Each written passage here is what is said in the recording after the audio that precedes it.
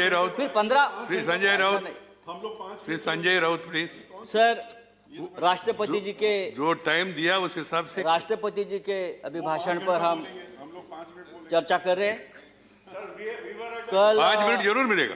कल धर्मेंद्र प्रधान जी यहाँ बोल रहे थे और बार बार हमारी तरफ कटाक्ष करके हमें ये बोल रहे थे कि सच सुनो, सच सुनने से मोक्ष प्राप्त होता है। हम तो 6 साल से सच सुन रहे हैं और झूठ को भी सच मान रहे हैं, लेकिन आज जो चल रहा है हमारे देश में, जो माहौल है, मैं देखता हूं, जो सच बोलता है, जो सच लिखता है, उसे गद्दार, देशद्रोही कह के पुकारा बोल दिया जाता है। कल इस बारे में चर्चा हम लोगों ने की। दिग्विजय साहब ने बहुत उस बारे में कहा है। सर, जो सरकार से सवाल पूछेगा उस पर देशद्रोही का मुकदमा ठोक दिया जाता है। कितने नाम मैं आपको बता सकता हूं। हमारे सदन में संजय सिंह, जो हमारे सदस्य है संजय सिंह, उसके ऊपर देशद्रोह का मुकदमा है। राजदीप सरदेसाई, जाने माने पत्रकार, जिसको हमने सरकार ने पद्मश्री दिया है, पद्म पुरस्कार सम्मानित किया है, उसको हमने देशद्रोही बना दिया है। शशि थरूर, जो यूनाइटेड नेशन में हमारे देश के प्रतिनिधि थे, एमपी है, कैबिनेट में थे, उसको भी देशद्रोही का उसके ऊपर मुकदमा ठोक दिया है। जो सिंघू बॉर्डर पर रिपोर्टिंग करने वाले मंजीत सिंह, धर्मेंद्र सिंह और भी ऐसे बहुत से पत्रकार हैं या लेखक है, उसको हमने इस कानून के तहत, देशद्रोह के कानून के खिलाफ मुकदमा ठोक दिया है। मुझे लगता है कि हमारे कानून के किताब में से सब आईपीसी धाराएं खत्म कर दी और सब देशद्रोही की धारा एक वही रख दी है। डोमेस्टिक वायलेंस हो तो भी देशद्रोह का मुकदमा आप ठोक देंगे। पंतप्रधान मोदी हमारे लिए आदरणीय है। देश के प्रधानमंत्री जी का हम सम्मान करते करते रहेंगे। उन्हें प्रचंड बहुमत मिला है देश चलाने के लिए, हम ये मानते हैं। लेकिन बहुमत जो होता है वो अहंकार से नहीं चलाया जाता। बहुमत बड़ा चंचल होता है। हमारे मराठी के एक संत है तुकाराम, संत तुकाराम, उसने कहा है, निंदकाचे घर असावे शेजारी। उसका मतलब है, जो आपका निंदक है, जो आपके ऊपर क्रिटिसाइज करता है, आपको आईना दिखाता है, वो आपके आसपास रहना चाहिए, उसका घर आपके बगल में रहे। लेकिन आज ऐसा है कि जो निंदा करे, जो टीका करे, आप उसको बदनाम कर देते हो।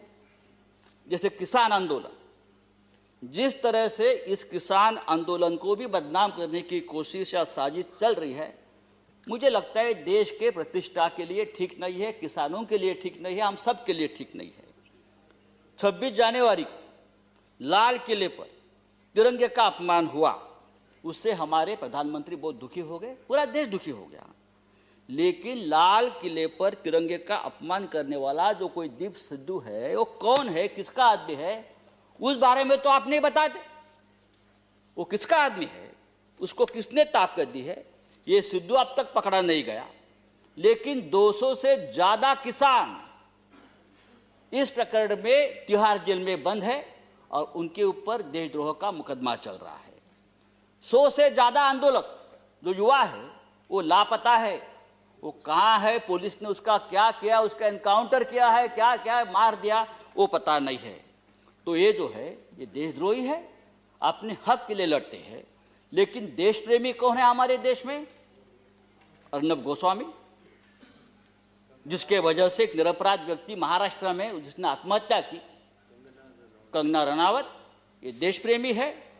राष्ट्रीय नेशनल सिक्योरिटी ऑफिशियल सीक्रेट संदर्भात, उस संदर्भ में उसने जो सामने लाया है, पूरा ऑफिशियल सीक्रेट तोड़ दिया हमारा। बालकोट स्ट्राइक के बारे में पहले से ही जानकारी सबको बता दी। हाँ, वो आपके शरण में है, उसको आपका प्रोटेक्शन है, ये राष्ट्रीय सुरक्षा का मामला है, आप उसके ऊपर बात नहीं करते।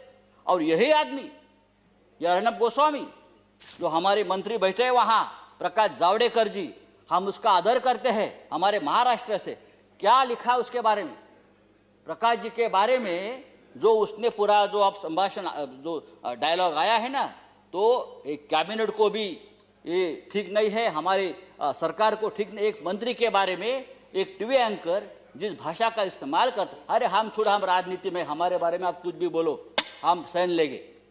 लेकिन एक कैबिनेट में एक हमारे मंत्री है, उस बारे में जो बात करती है, और आपको शर्म आनी चाहिए सबको, आप उसको शरण दे रखिए।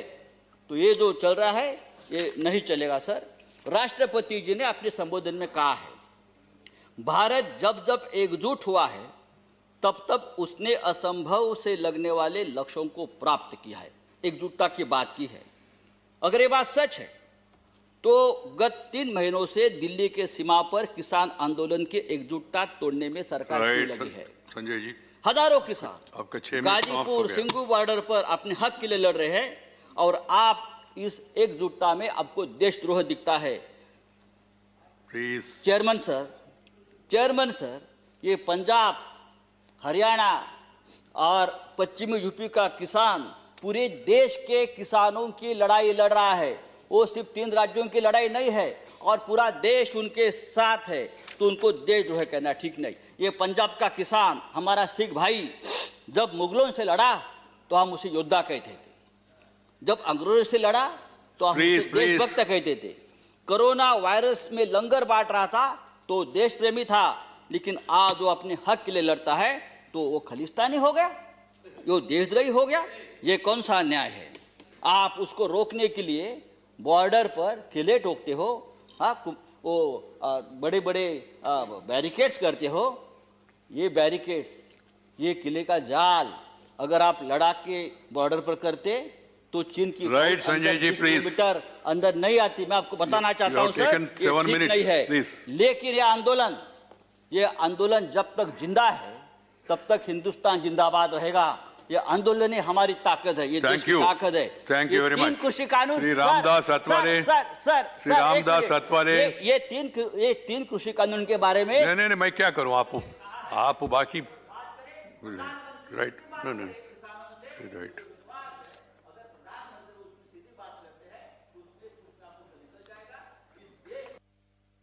ठीक है, थैंक यू संजय जी। श्री रामदास अठवाले तो हमको बुलाया, वो नहीं है तो फिर आगे मौका नहीं मिलेगा। देखो हमारा टाइम भी बढ़ा हुआ है, ये तो ये तरीका है।